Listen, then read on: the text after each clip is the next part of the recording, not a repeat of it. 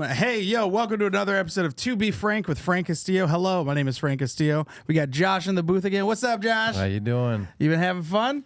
Yeah. This is our third one we've done. How's it feel so far? It feels like I keep getting higher and higher each one. Yeah, now you know how the show goes. Today's guest, very excited to have him.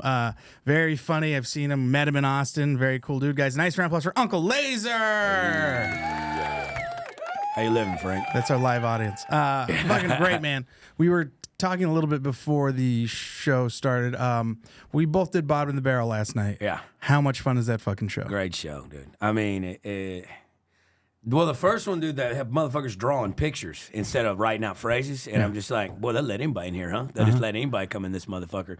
But the second one was like, yeah, dude, when he's like flowing, that shit's fun, dude. That improv off the top riff, I like that a lot. Were you? I mean, I've seen your clips, and I think you're very good at coming off the top. So when you get to do it like that in that kind of capacity, because it feels very safe, you know what I mean? Like everyone there knows what's going on. They get the concept of the show, Yeah. and they're down, and they're all late show. They're all fucked up, and they're rowdy, like they're excited. Oh yeah, yeah. I think they give you a little bit of a buffer, right? Since it is off cuff, I feel like the crowd's a little more receptive because I had never really done no shit like that until I went to.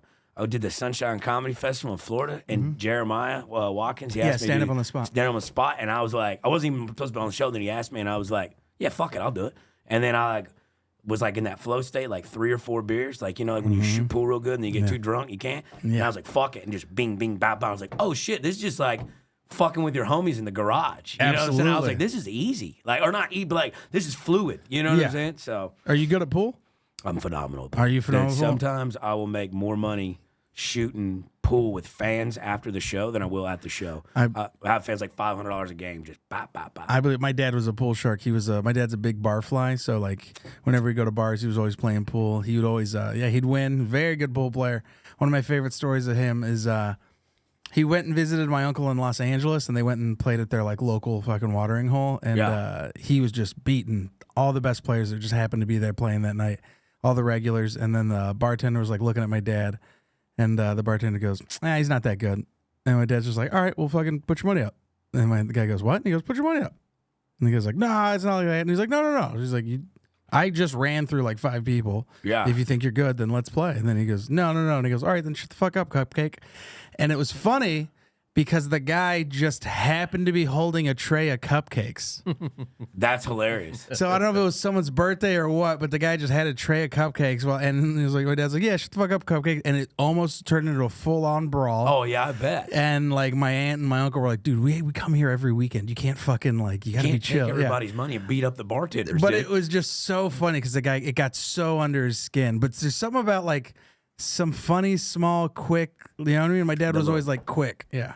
Yeah, that quick-witted, back and forth shit. Like, when we go to my grandma's for Christmas and Thanksgiving, my dad and all his brothers, after the meal, they sit down and they play cards. Oh, my and that's God. where you really learn how fucking much of a degen of a family. Like, just bow. Like, dude, my uncle hit my other uncle over the head with one of them plastic lawn chairs and split his face open the day of his wedding, like the night of his wedding. Like, bro, they're wild, bro. No, I believe at my mom's wedding, she got in a full drag-out fist fight with one of her brothers, and then a few of my stepdad's friends. He tried to get in a fist fight with one of my uncles, who was also missing teeth and a leg.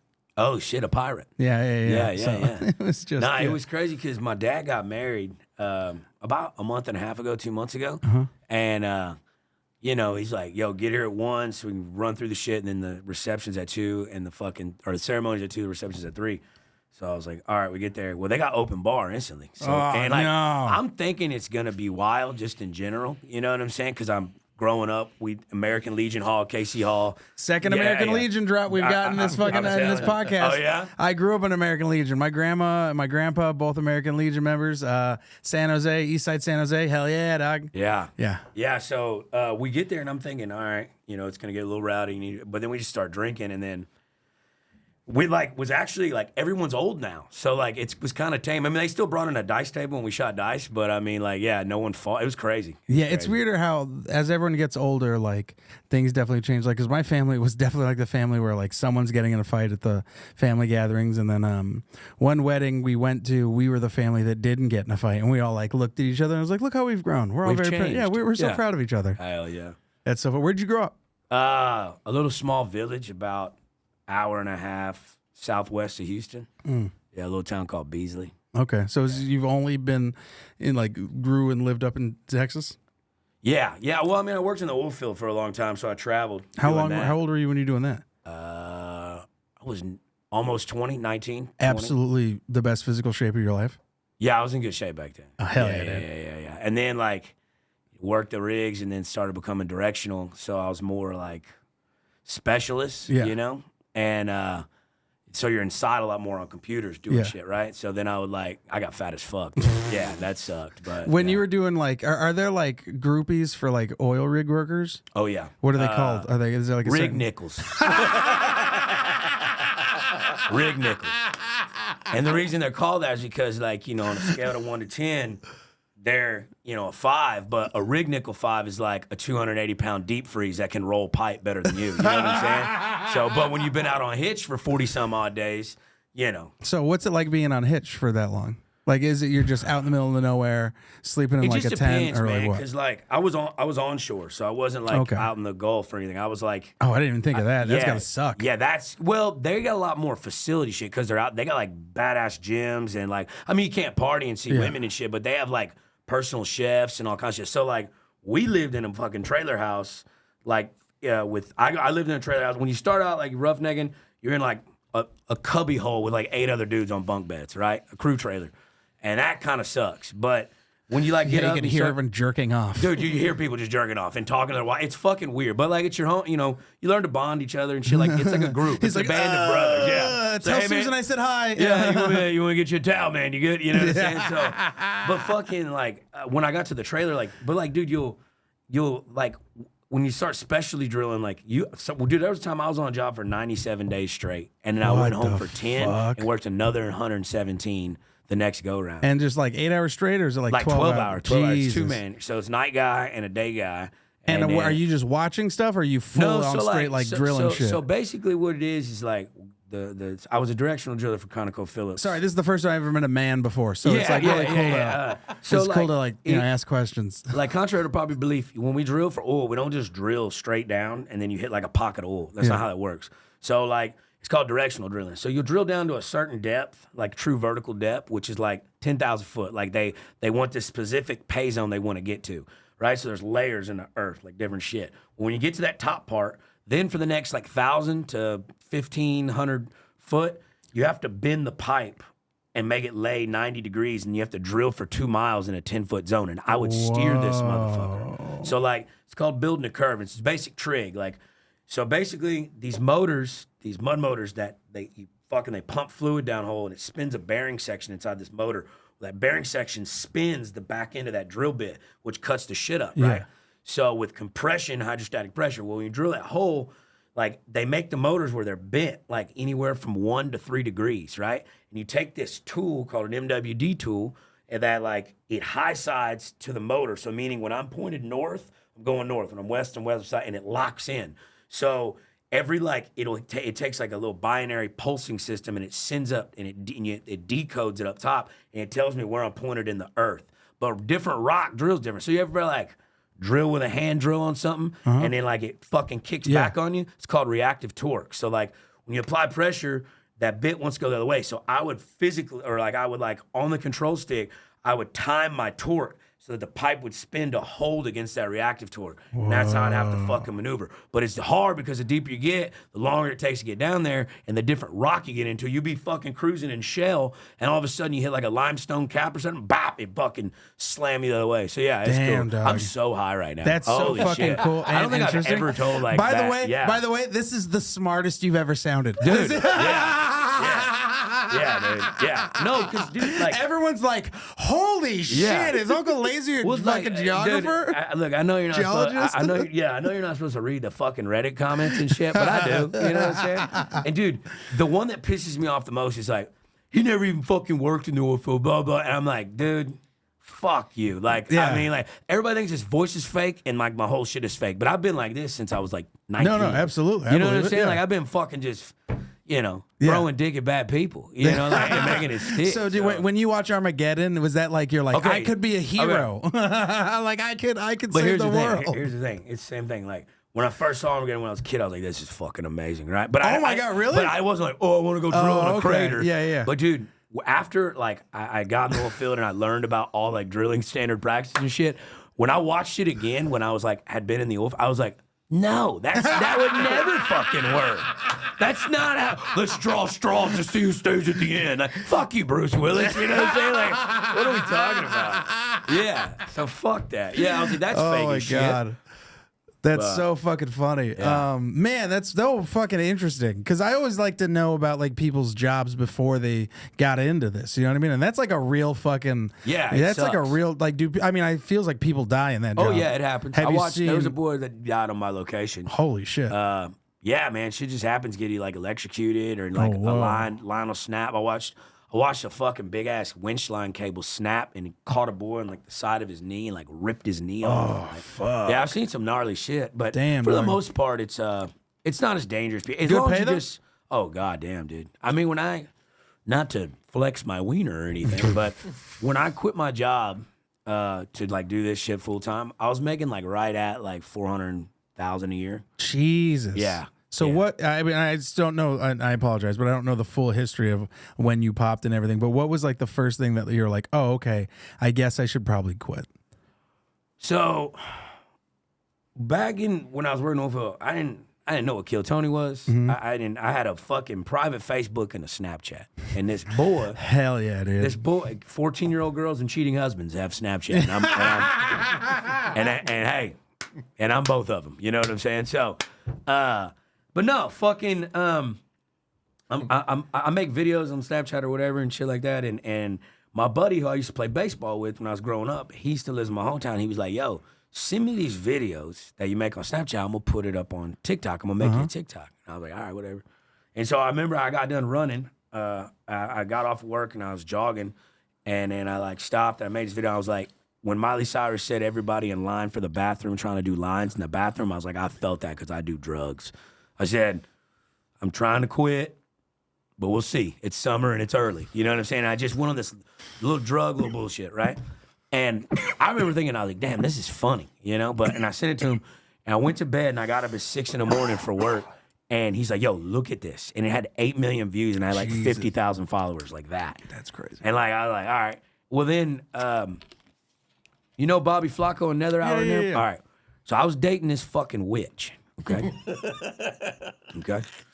Serious business. All right, we did blood rituals. She was into the horoscope. She tried to stab me with a knife one time and blame it on the full moon, and I was like, "Stop it!" By the way, Stop it. You've told me that. Yeah, Hot as fuck, right? one of the hottest. So dude. hot that you're like, I almost got stabbed, and you're like, all right, she might be able to change. Dude, I would love that shit, dude. And I've done some fucking weird shit for pussy. I mean, I rode horseback from fucking Dallas, Texas, to Fort Worth, Texas. Horseback. That's a 45-minute car drive. You know what I'm saying? But I rode a horseback because a woman told me she had 3 nipples and no gag reflex. You know what I'm saying? So, and I get there and she's flat chested and has braces. I'm pretty sure it was a boy, but whatever. Dude. Dude, no, I went to a Tupperware party for way too long once because I thought I was gonna get laid. This bitch was selling plasticware. Oh, dude. Hey, not to get off, but that reminded me of something, dude.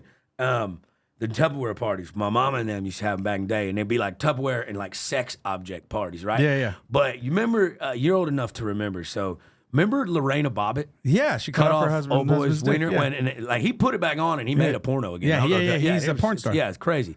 But my mama and them, when all that shit was going down in the 90s, my mama and like all her girlfriends once a year on the anniversary would celebrate it at the house.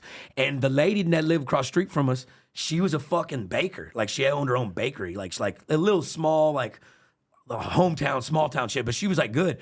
I remember, and we have it on fucking VCR, like fucking camcorder shit. Like she makes a cake and they take a goddamn paper towel, like thing, the little holder, and she makes it a wiener. Like, the cake is a full-on wiener, and then they count down the anniversary at midnight, and like a little bunch of witches at the Salem trial, they just saw that little wiener off. I remember finding that when I was like 12 and being like, what the fuck is going on here? Were they all married? Yeah, they were all married. Dude, all of those, I mean... But just scorn women, dude. It was crazy. A lot of husbands got saved because they were doing that ritual. Yeah, bro. So that's wild. Yeah. I don't even know what we were talking about, but I'm sorry. I didn't mean to tangent. But. Not at all. This is the whole podcast. That's pretty much. Oh, yeah. So, yeah, I'm sorry. Yeah, I quit. So I did kill Tony. She dated that witch. She's like, I used to fuck that guy. Fucking, I dated that other guy. Because they were in a band, and I was like, yo, this band is tight. And she's like, I used to fuck him. I was like, fuck him. I hope they get in a car accident on the way home. But I met him there, cool. Me and her split. And they just so happened to be, Nether I was opening up for another buddy of mine, Ellis Bullard. And I was like, God damn, them boys are good. And I went up and I introduced myself to Bobby. We started drinking whiskey, and we're like, all right, kind of cool, you know? And we just send memes and shit back and forth on Instagram. He's like, yo, we're the band. Because when Kill Tony was at Vulcan, there was an after party every time. Mm-hmm. And Bobby and then Nether Hour was the fucking the after party band. So everybody staying parties. He's like, yo, come meet Tony. And he's like, you're pretty funny. And he's like, come meet Tony. So I go there, I meet Tony. I don't get on the first time. I meet him again the second time. And I thought he wrote my name down. But then I watched it back and he actually pulled my name out. So it just kind of happened. Because, dude, I had never really been into comedy prior to this. Yeah. I watched Whose Lines anyways. That was about, and like, you know, a little bit of Def Jam comedy and shit like that, you know. The two most extreme different things. Yeah, you know what I'm saying? I like to get it all in. Yeah, so then I go, that happens, I kind of pop, and then it's just like blah, blah. But I think the time that I was like, all right, I was like 6 months in, and Hinchcliffe asked me to open up for him for his New Year's Eve show at Vulcan before the one at the HEB Center like last year. It was like 2 years ago. And like up until that point, I was eating bags of dicks everywhere I went. You know what I'm saying? Just like I thought, I watched tape back. I'm like, God, I'm dog shit. You know what I'm saying? And like, but I like still had charisma. Good shit. self-awareness, dude. I mean, like, cause I like try to cut clips, and I'm like, yo, you like see you ever read your Facebook statuses that you used to write back in the day? I delete them now. I gotta go in the shower and scream real loud because I'm just like, what the fuck? First off, I'm illiterate as fuck. Still am. But I'm like, what was I fucking doing, dude? But anyway. Man. But it just so happened, and I told my mom I was thinking about quitting, and she's like, that's fucking stupid. You're making a fuck ton of money. And I was like, look, just come to the New Year's Eve thing, see me in action, you tell me what you think. And it just so happened by stroke of fucking whatever. And that's why I'm glad we were talking about riffing, because up until that point, I never really felt what it was like to actually crush. But when I got off stage at that one, I like, because I did a lot of more riffing shit because I knew my mom was there, and I just started fucking with people and like, dude, and like I got off stage, and that was the first time I got off stage that other comics were like, all right, man. You know what I'm saying? Like, and I was like, fuck, this is what that feels like. And I was like, yeah, and now I'm addicted to the shit. Yeah, it's tough, man. Yeah, it's hard to like, because I was like, I can always go back to oilfield, but like, I'm like, dude, I fucking. There's nothing like it. This is such, dude, now I do drugs. Okay? Yeah. there's no dopamine influx and like adrenaline rush better than when the first time you say a joke that you've written in it fucking crushes on stage. Absolutely. You're chasing or when it. you fucking say it perfect. Yeah. There's one of the two. Like when you nail it completely, like after you've polished it up, or like the first time the main shit that you want to hit hits, it's better than sex. It truly, it's crazy how good it feels and how excited you get about everything. Because then there's times where like you'll have stuff that just crushes, like, and it's great and it's good, and then you'll get tired of it and you'll be like, it's not satisfying. It doesn't satisfy anymore. And then you do something new and you're like, oh, okay, this revitalizes everything. Like I'm back in it. Goddamn, dude. It's like golf. You go out there and just suck a dick all day and you hit one good shot 3 foot from the pin. You're like, hey, I'm going pro. I'm going Corn Ferry. I'm going Corn Ferry. You know? How many things did you want to go pro in, and then you realized you're like, I can't do it? Well, I'm 5'6" 3/4 and was like 140 pounds in high school. So I knew I didn't have, you know, so I was athletic, but my parents are midgets. You know what I'm saying? No, they're not. Oh, okay. But yeah, I was like, dude, I'm like, the size part kills me. Because I was always pretty athletic, but I was like, you know, because like what's crazy? I remember like when I first moved out of my hometown, like I was a decent basketball player. I was a better baseball player, but I could hoop. You know what I'm saying? And you know, at the YMCA center in town with all them fucking farm white kids. Yeah, you know, I'm goddamn LeBron. You know what I'm saying? I'm putting motherfuckers in shambles. And then I get up here, and I remember I went to like a inner city YMCA up here in Austin. Yeah. And I was 19 or 20 at the time. There was 13, 14-year-old kids. Beating your ass? Just 6'6". Yeah. And one of them fucking dunked dick, cracked me right now. Yeah. There was a woman in there. There was a girl, like a 67-year-old girl in Crocs, just fucking put me on and skates, a cigarette bro. in her mouth. No, yeah, with a Newport. Just put me on skates, bro. And I was like, oh, shit. There's a whole other world out here. You know what I'm saying? Yeah. So, yeah. So everything, I figured out, I'm not going to be able to go pro in that. Yeah, I never did sports. I did theater in high school. Did you really? Yeah, Theater kid, huh? I was a theater kid. I did tech shit, and then I did improv, and then in college I did theater a little bit, and then fucking dropped out of college, and then started doing stand up, and that's when I really fell into it. Yeah. How long have you been doing stand up? I started when I think I'd really say I started when I was 21, but then really started taking it seriously when I was like 23, because that's when I moved to LA. So then 25 when I got the job. But like 21, I guess, is when I could be like, I started doing stand up. So now it's 35, so 14 years. But seriously, 12. And I think things just started paying off, got 5-6 years ago.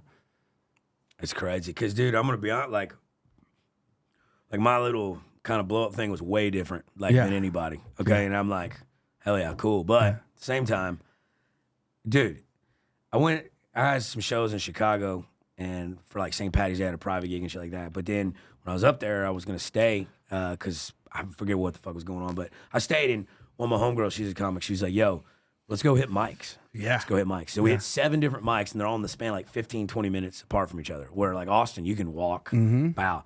And then you go to this mic, and there's 4 people in there, and 3 of them are drunks. They don't care. And you're just like, even if you say something good, even if you say something with like flux, like damn, that's good, you won't get the residual effect of like what it actually is. And I was like, dude, I would have got so discouraged if I would have went that fucking route. Absolutely. I never would have done it. And it fucking tripped me out. But then I was like, but dude, the way that I did it is like, instead of bombing in front of 5 people at that fucking thing, I'm bombing in front of 200 people at that secret show shit. So I'm like, oh, that sucks dick too. You know what I'm saying? I mean, it doesn't matter how many people, as long as you're getting up and learning how to just figure it out. But I think it hurts you when you're like, if you're given that opportunity and then they see, because I feel like there's people that always remember me for being just like I was when I was like 6 months in, and I'm like, it all depends. Everyone gets in and everyone remembers you for some reason, and then they either grow with you or they don't. And that's the thing too. True. Everyone knew me as the kid who won roast battle. You know what I mean? I was the door guy that won roast battle, and then it took me forever for people to realize that it was like, oh, you're the paid regular now. Like, you're not a door guy anymore. You're just a paid regular. Sure. And you're not just a roast guy. Like, you do stand up. And then I focused on stand up for so long after roast battle. I didn't want to be like the roast guy. I wanted to be good at stand up. And then now it feels like, I don't want to say like I'm underrated, but it definitely feels like you're slept on. I wouldn't even say I'm slept on. I feel like I'm doing everything I need to do right. Where it's like, I just keep my head down and I'm grinding. Yeah. You know what I mean? Like, I get up at the store, I get up at the mothership, I Polly takes me on the road. So it's like, I'm getting my time. You're doing your thing. I'm just writing jokes and trying to get better. See, and like, all right, I'm glad. See this. I want to have this conversation with you on my podcast, but we have Bob and share everything. Yeah. I thought you were black the entire time. Hilarious. I really did. I'm gonna be honest with you. Were you not getting that too? Were you not getting that? Okay, I'm the only one. I'm colorblind. I don't see color, dude, but I was like, yeah, that guy's black. You know what I'm saying? But dude, like, I wonder if it's a Texas thing where like they see city Mexicans, you know what I mean, or like West Coast Mexicans, and they're like, that's got to be a black guy. I mean, if you had like, the fucking khaki pants and shit like that, and I'd have been like, all right, that's Mexican, you know what I'm saying? But just hey, that's just a theater black kid. I like that boy. I like him a lot. Theater black. That's a theater black right there, dude. Now I see it. You get what I'm saying? Hey, he's rent black. You know what I mean? Yeah. No, because like, I don't even know what I was fucking saying. Gee, that was hilarious. No. You were saying how you wanted to talk about how the conversation you want to have. Oh, okay. So, like, I live with some comics and shit. I want my buddy Kyle. I think he's one of the best comics in town, and he's kind of slept on. He's like, I'm just gonna get better, and he's a fucking assassin, dude. But like, it goes to a mindset thing. I think at some point it's like, I learned real quick, if you like in the successful avenue of things in comedy, and not saying that I'm like the most successful in the world, but I can see and I plan shit out and try to vision things, dude. We're all funny to some degree, all comics. Everybody's got, it's all subjective, but for the overall value, we're all pretty funny. But it's like, you don't have to be the funniest to be the most successful. You know what I'm saying? No. There's plenty of unfunny people who make so much money. Yeah. I mean, I don't want to name drop. But, so, but it's just like, man, it's like finding, and I understand when guys say, hey man, I'm just gonna go up and get better, and that's cool, man. But you know, I know when I did music, I know some of the best technical guitar players I've ever met in my entire life, and they're fucking studio musicians making 75 to 100,000 a year when they can out fucking play anybody. Of course. And it's just like, it's to what degree do you want to push? Yes, if you want to be the best at the craft, keep getting better. You're always gonna get better if you keep doing it. But like, you gotta separate yourself from the pack a little bit. I think, as far as like, what makes you your brand. I don't think people see it enough as a branding thing, and just as a comedic thing. So. 100%. I think a lot of people don't know how to like turn this into like making money. You know what I mean? Like a lot of people look at me too and they're like, oh, Frank's that weed guy, but they don't realize that like, Puffco's a $1 billion company. Alien Labs is #2 in California. Kalia is one of the top 3 brands in hash rosin. You know what I mean? Yeah. And there's different ways to make money. Like one of the ways that I've started doing is like brands will pay me to wear shit on stage. And that's like a great way to make money. And then figuring out how to do things that way. Because it's so tough to make money in stand-up, even if it's just like traditional merch and stuff. But figuring out how to, like you said, separate yourself from the pack. I think stand-up is still the best way in the sense of like, you put out a good product, people know what a good special is. You know what I mean? Yeah. Like, and I don't want to, this is where it's so funny because everyone loves to talk about stand-up and everything, but no one likes to talk about the quality of stand-up. And there's a lot of people who have crazy big followings, and a lot of people put specials out too early, or they're just putting a special out because they're like, it's HBO, time. it's time. Yeah.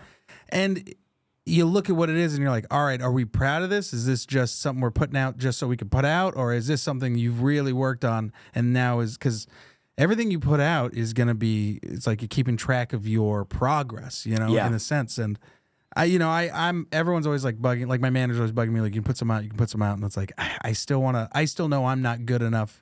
I'm not at the point that I want to be where I can put something out to where everyone's like, oh shit. You're a purist. You're a purist. I'm a purist. I like that. Yeah, I want to put something out that everyone's talking about. Yeah. That people are like, I respect that. That's really funny.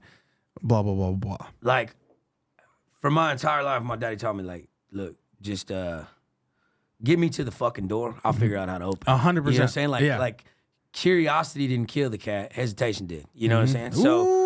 So yeah, I'm dropping fucking bangers, boys. The hottest mixtape this summer, baby. That's right. I'm doing me. But fucking sorry, Frank. I don't mean to come out. Hey, to be frank, you know what I'm saying? But no, but like, dude, now I have approached that mindset my entire fucking life. But in comedy, I feel like in the beginning, I put myself in situations I wasn't quite fucking ready for. And sometimes firing from the hip, you're eventually going to run out of bullets. 100%. You know what I'm saying? So, like, in the purest aspect of things is which I look, like, it took me a long time to, like, be like, all right, I can actually put that clip out. Yeah. And I wanted to. And I was like, I know I need it. But I watched the shit back, and I'm, like, being self-realist on this. I'm like, yo, that is dog shit. That isn't even fucking funny. I can tell you're on drugs. I was like, yo, you're going to give up this fucking... all this money to go do that. Like, what are you doing? I was like, and that's what I'm saying to myself. I'm like, what the fuck? So then I just like, and this is tough to say too, but it's also like, not all money's good money, because it is. You're right, because good money ain't got longevity. See, I feel like when I went to Tampa, Cam opened up for me. All right, and I was still that was the first very out of state gig I had. Right, and I remember 2 minutes into his set, I see this black kid with fucking braids and wearing slides, and I've got a whole redneck crowd in Florida. I go, okay, let's see how this is gonna go. Within 2 minutes, I was like, God damn. I went out and sat, watched him all 4 shows. I was like, yo, move down to Austin. But I remember going up, I had to follow that when I wasn't even a headlining comic. I had to do 45. I took a fucking box fan out on stage and elbow dropped it as I walked up on stage. You just hack gimmick shit. You know what I'm saying? But I'm fighting for air. But dude, I'm telling you, I think that hurt me. But there's no other way I would have learned. Yeah, true. It's also one of these things that, like, I can never fault anybody for how they get famous and how they have to, because at the end of the day, that's how they have to like figure it out and deal with it. Everyone's path is different. You know what I mean? Yeah. And it is harder when you have sold out rooms and now you have to entertain 45 minutes or people for 45 minutes. Some people do different things where they bring a bunch of people out and then they slowly grow over time as they host. Some people, don't do that at all. And I think as long as you have the self-awareness of that, and the fact that you're aware and you want to get better, and you know what the things you need to improve on. I think that separates you a lot from a lot of the people who can't do that. Yeah, and like I came off a little cocky there in the beginning, but I've always like been confident in myself. But then like I also have to, like, the self-realization. It's just like you watch something back, and it's like if like I try to view everything as a consumer, right? Like when I'm marketing shit with flyers, and I'm like, would I watch this? Would I watch this? And I'm like, fuck the pride thing. Like, oh yeah, I'm doing it. Yeah, but am I fucking doing it? Because I can sell this one show because I got this big pop. But if I'm dog shit, then people ain't gonna come back. They ain't gonna 100%. spend. They ain't gonna spend $25 on going to see that dog shit. And I'm just like, This is why I always say people in your position is, as long as the show's good, the overall show's good, it doesn't really matter. yeah, no, it don't matter So what as long it is. as your they opener, like your it. host, your feature, and all that stuff, you can still be good. They're just excited to see See you. it, yeah. And then you can still grow and have fun, and you still can create such a strong connection with this audience. And the ones that'll 100%. stay will stay. And then just write and get better that next time you come And back. see, but also too with that too, because like, you know, I mean, I got the pop with the Kill Tony shit, but I had like 200,000 followers from TikTok and all that with them fit check videos and shit.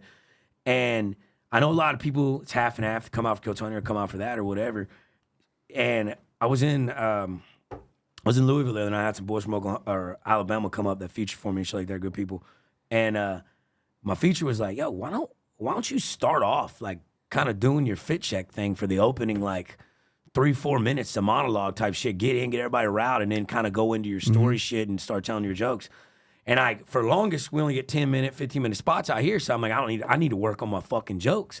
But now it's just like, it's your show, dog. exactly. And I'm starting to figure like, I can kind of maneuver this and that way and like give people. But the best feeling is when someone comes up, there's people that saw me at that fucking show in Tampa. And then about 3 months ago, I did the Secret show.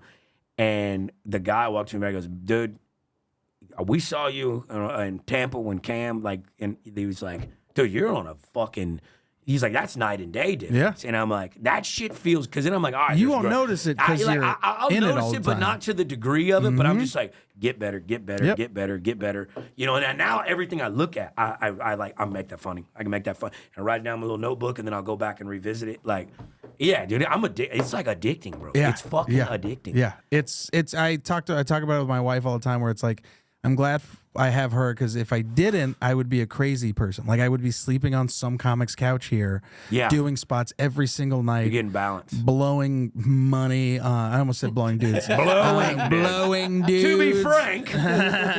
I'd just be on 4th Street just sucking cock like crazy for stage time. No, I'd just be, blowing money on dumb shit, But no, I think the balance is important. I think I'm gonna get married too here in October.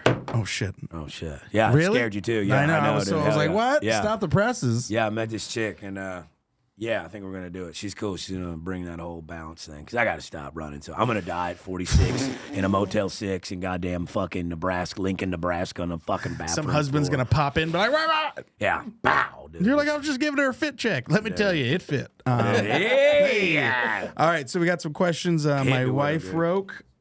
Jesus Christ, Frank. How? All right. Can I hit it one more time, dude? I'm not let's gonna lie back it to right you. now. I'm not gonna lie to you. There in the first 5 minutes after hitting that, I thought I was gonna have to fucking leave. I'm gonna be honest with you. I was like losing my train. I go, oh fuck, dude, because you gave me one. Shout out to them. And I hit it the other night. Like I put one I probably shouldn't have put in there that big, just by my lonesome at fucking 5 a.m. to try to go to bed, and. I almost called the hospital. I was like, I don't have insurance. That's $3,500 car ride. We got to figure this out. I sat in the shower for an hour trying to get right. But yeah, it fucked me. That shit is. Anything ever happens like that, just take CBD. It'll take you right down. Really? Yeah, CBD counteracts THC. Are you serious? Yeah. If anyone's ever doing like a bunch of edibles or like gets way too high, give them a few drops of CBD and then mellow them out. You're fucking serious. 100%. Yeah. All right. Fun fact for everybody that listens to Be Frank. This also can work with cocaine, but it's not CBD. It's hilarious. milk. I worked with these before I was in the oilfield. I worked in a motor shop with these Mexican boys, and every Friday we go to Mambo's, the goddamn seafood restaurant there in Houston, and we start drinking beer. And one of them have a bag, and we start bop bop bop bop bop, and we stay doing that. When we got off drinking Modelo's, listening to Tejano music, pissing all the white people in the neighborhood off. I loved it very much. But I remember one time I was like fucking hearts beating through my chest. And I'm like freaking out, and they're like, leche, leche, leche. You know what I'm saying? And What if that was just your nickname? oh, here, I didn't even hit it. I'm sorry. No, it'll vibrate and it'll be good. Yeah, it might have been. Yeah, that's actually, I didn't even think about that. That's right. But I drank that milk. They gave me a glass of milk, and it coats the line, and it calmed me down. So it was like super dope to be a part of it. Anyways, I'm gay. Yeah, go ahead and hit it. It's ready. All right. Have you ever dated someone that reminds you of one of your parents? Yes. Yes. And actually, God damn, that's a great question. Here recently, just to, poke the bear, I'll walk up to women, like a beautiful ass woman in a bar, and just be like, hey, I just want to let you know I'm not even trying to hit on you, but you look like my mom at the age of 24.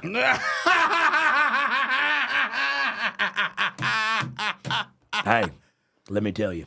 Does it work? It fucking works. Because I walk away. You just plant the seed, say something outlandish. And they're like, what do you... Because they don't know if I'm saying, wait, is he wanting to fuck his mom? Or does he think I really am that young? Because I'm 40. You know what I'm saying?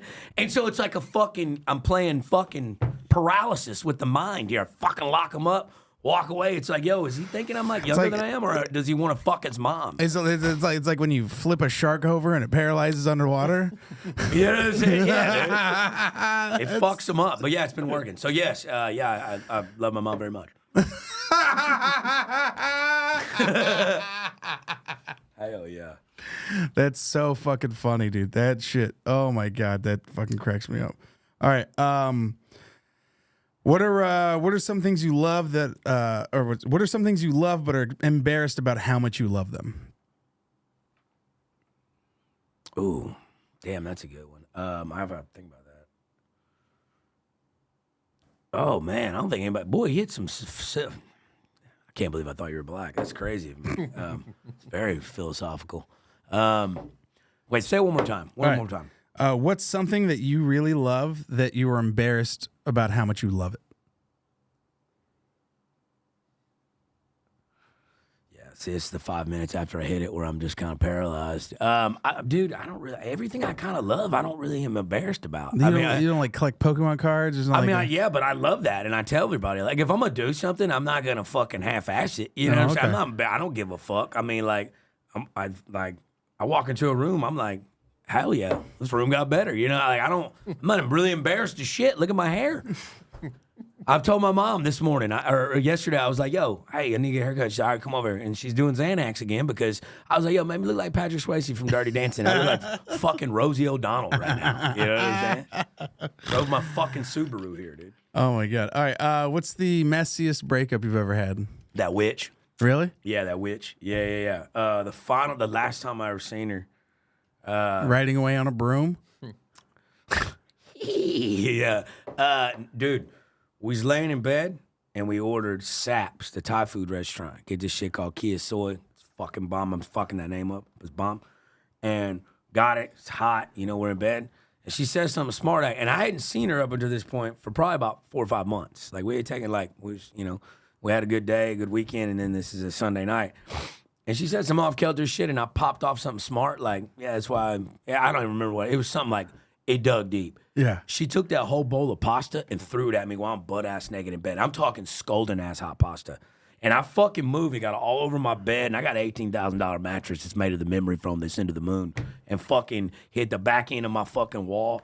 And she goes, and she punches me in the fucking mouth. And I've never hit a woman in my life. I know I look like poster child for domestic violence, but that ain't me, okay?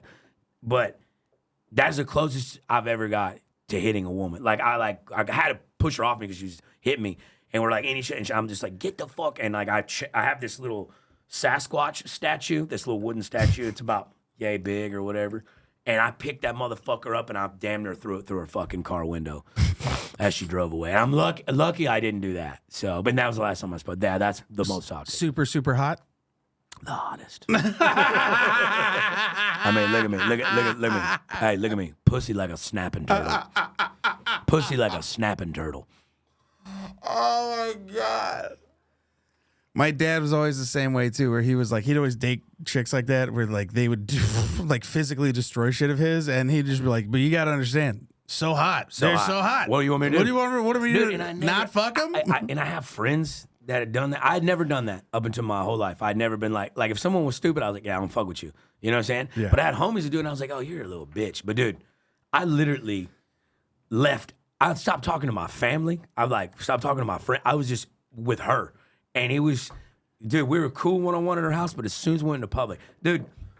Was she just like a jealous lover? Bro, yeah, and like would make up tangents in her fucking head that didn't exist. Like, dude, we went to Olive Garden one time, all right, for lunch. Very high-end Italian restaurant where I'm from, okay? You like what you like. And there's these 3 girls, like younger blonde girls, they're probably in their mid-20s. And I just, we're like our buzzer goes off, I guess there's those 2. And I fucking open the door and let them walk in. And then she walks in behind them, and I walk in, and she fucking sticks me in my chest. She goes, who are they and which one of you fucked? And I'm like, Jessica, I don't even go here. I don't live here. I don't know who the fuck, this is your hometown. This is your hometown. And yeah, she was nuts, bro. But she tried to, she chased me around the kitchen one time with a knife because she was cooking us dinner, and she cooked chicken and cut into it, and it's pink. And I was like, baby, this chicken's not done. And she like starts arguing with me like about it. She's like, no, I like my chicken medium rare. I said, that's how you get fucking salmonella, girl. You know? And we got in this big fight, and she starts fucking chasing me around, like, you know, and like, if she got a hold of me, she probably would have stabbed me. Be quite frank. I didn't mean to do that. But hilarious. Bow. Yeah, that's a plug. Put that on the intro. But fucking later in that night, like, this is how fucked up it was. Did you have sex with her after she tried to kill you? Yeah. So this is what so this is what happened. So this is what happened. So then we like calm down. We're laying in bed together. You know. Wait. Who made the first move after the stabbing? She did. She goes. Listen, baby. She goes. Listen. Look, it's a full moon right now. And it's got me all in fits. And I said, look here, you little werewolf. I love you. You know what I'm saying? Like, what are we doing? She goes, and I was like, this is not the moon's fault. You know, like, this is what happens when you, like, stop taking your medication, you start microdosing mushrooms, because that's not real. You know what I'm saying? Like, that doesn't make you a better human being. But as we get to fucking, I go, hey, grab that knife and put it to my throat. And the best cum of my life. Son of a bitch. I need to make that a joke. I've never really told that story before, but that's hilarious. Did Gary Faust tell you about the poop chick? Oh, Horse poop girl? Oh, yeah. I don't know if I told you this. I don't know if I told this on the podcast before, but we were at Creek in the Cave. This girl comes up to me, and then she goes, hey, does anyone have any weed? And then I'm like, well, yeah, I have some weed. And I give her some alien lamps. And then I gave her, she packs a little thing. She goes, yeah. She's like, thanks for giving me some weed. Can I do, I'm a little witchy. Can I do some witchy stuff for you? And I'm like, sure. So she gets my hand. She starts like doing this and starts reading my intentions. Meanwhile, like Christina and a few other friends are like laughing because they're watching this go down. And then it gets like uncomfortable and then they go and save me, right? The next day, Twitter is afoot because there's horse poop girl on 6th Street who apparently like rolled around in horse shit because they're trying to distract a cop from arresting a black guy. Yeah, I remember it. Yeah, and they sent us the video. We're like, oh, that's crazy. And I look, and it's that chick. And I'm like, no fucking way. That's the chick that I got high, blah, blah, right? We're at lunch with Gary Faust. Gary Faust was like, no fucking way. I just messaged her on Instagram for an interview for my podcast. And then at dinner, or at the lunch, he goes, oh shit, she just said yes. So he goes to see her.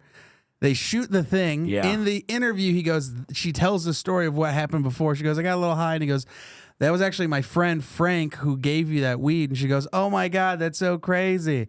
And then, it was just so fucking wild. And I showed my mom that video, and my mom was like, you can never hang out with that woman again. I want you to stay as far away from that chick, please, forever. Yeah. It was, terrifying.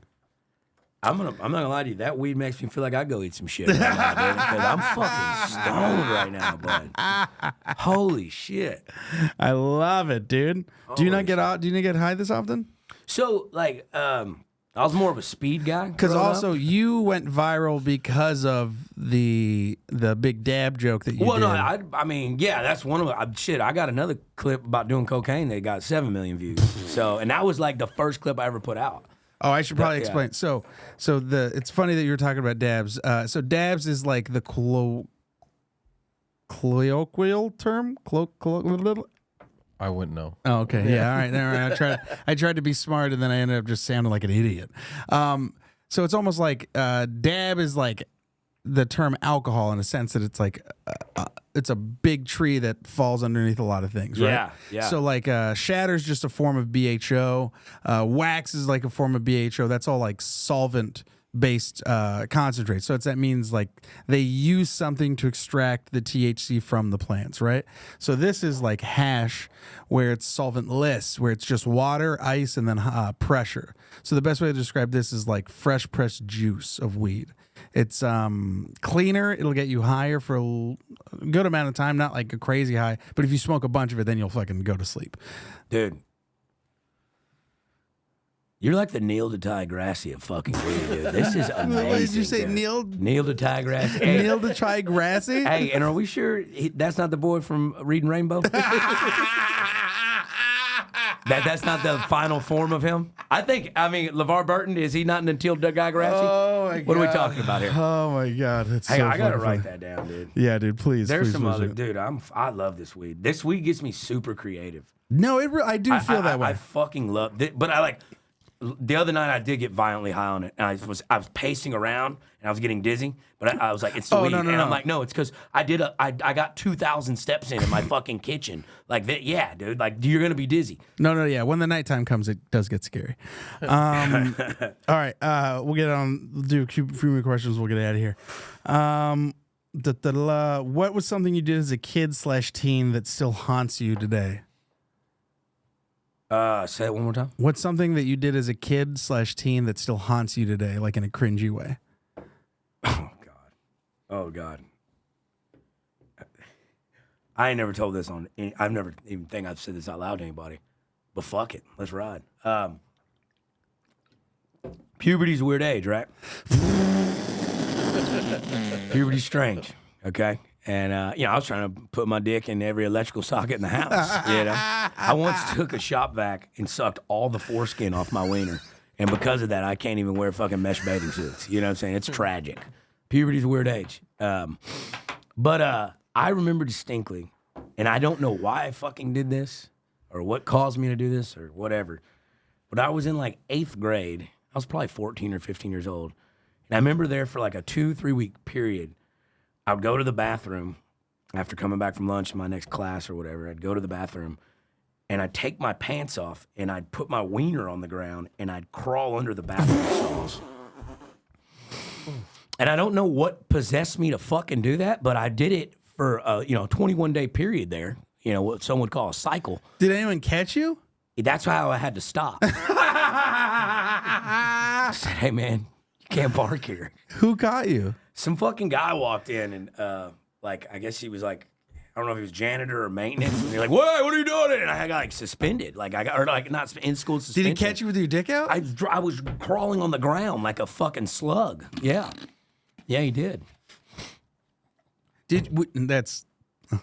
I've never told anybody that on there. That's so fucking funny. Did you call it something, or was it just like? Did you see someone do it, or just what? You just got the urge? Did you fall down one day and like the sensation?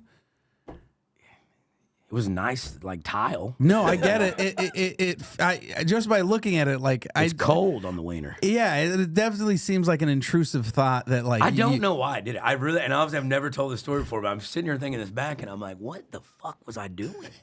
Because I wasn't on drugs back then. I hadn't like started doing hard drugs and shit like that. I was like, just puberty's a weird fucking age. Did you do anything? I mean, I've humped pillows and shit like that. Yeah, I humped pillows and like all kinds of shit, but like that's. Somebody's shitting in these stalls, and I'm dragging my wiener across it, like a snail trail. You ever learn to not jerk off with certain shampoos because it just dries your dick out? Yeah. Nair's the worst. Nair's the fucking worst. I can't grow a fucking ounce of pubic hair in my wiener anymore. I single-handedly kept Bed Bath & Beyond in business during the 90s. I know Oh that. my God. Did you ever find any like porn to jerk off? Was there like a thing that like, because I found a magazine, like everyone has that joke about finding a magazine. I found one in a park. We used to run lines on the river, catch catfish and shit. Oh, sick. And Someone's just jerking off will catch a catfish? yeah, but like where we docked the boat under, it's over like an overpath country road, like just over the Brazos River. I remember just being a kid, I think I was like 8 or 9, fucking throwing shit, breaking glass bottles. And I remember seeing a magazine like in the mud right there, and I picked it up. And like it was muddy, so the bottom of the pages stood together, but I still see titties and pussy, and I fucking put that in my backpack. Jerked off. I'd fucking lay out a tarp in the woods and look at the sky and jerk off in blue bonnets. You know what I'm saying? Dude. Tell you what, dude, times are fucking simpler, dude. And let me tell you something, dude. I don't know, and kids now won't remember it. They won't remember it, but did you know you know where anxiety first started? Where? Was trying to get up on dial-up internet Oh, at nighttime yeah, while your parents are absolutely. sleeping to jerk off. Going, Everything's loading. You literally hear the Matrix sound for 20 fucking minutes. You know? Dude, my favorite was when someone had to run an errand, then you're like, all right, I've got 25 minutes to try to jerk off. Oh, yeah. Oh, yeah. Dude, times are, dude, jerking off. Dude, there was not, I got grounded for a summer. I went through like 6 family computers from the shit I was downloading off of LimeWire, dude. There wasn't a fucking spyware strong enough to keep out what I was doing. You didn't, yeah, dude. I think my computer was the first one to get AIDS. Yeah. It was fucking. But dude, I was thinking about this the other day. Like, you know, back when we cause like the algorithms and shit, like AI now, it scares the fuck out of me. Oh, absolutely. It's like I'm just like that's moving too fast. Yeah. You know. But it's like, is it that or am I just getting like old? I was like. I remember when my grandma. Do you think she saw electricity get turned on and was like, that's too fast. That's going to take over. Yeah. Like my grandma was like, hey, put that kite away. You know what I'm saying? But fucking, but I'm thinking like my grandma, like what it was like, you know, at her age when we finally got the internet and people started getting emails. Oh, yeah. Dude, no bullshit.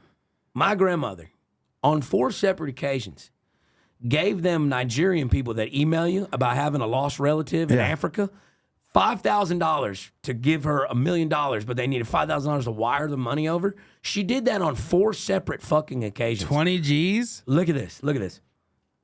At one point, I was like, Grandma, you grew up during segregation. You don't even have black friends. You don't have a cousin in fucking Zimbabwe. You know what are we talking about here? And I'm just like people still get deceived like that to this day. Yeah. But it's like I had to tell my dad that the girl he was talking to on Facebook that was a hot chick was not a hot chick. That's a guy. Yeah. His name's Brad. And I'm like, you're talking to a man. That's a guy. He was like, no. And I was like, dude, have you met this person ever? And he's like, no, we should. I was like, yeah, man, that's a dude. That's a dude. You know, it happens. Happened to me, dude. All right. Anything you want to plug before we get out of here? Yes. Check him out, Uncle Lazer. Uncle_Lazer. On pretty much everything, Facebook, Instagram. Going on tour.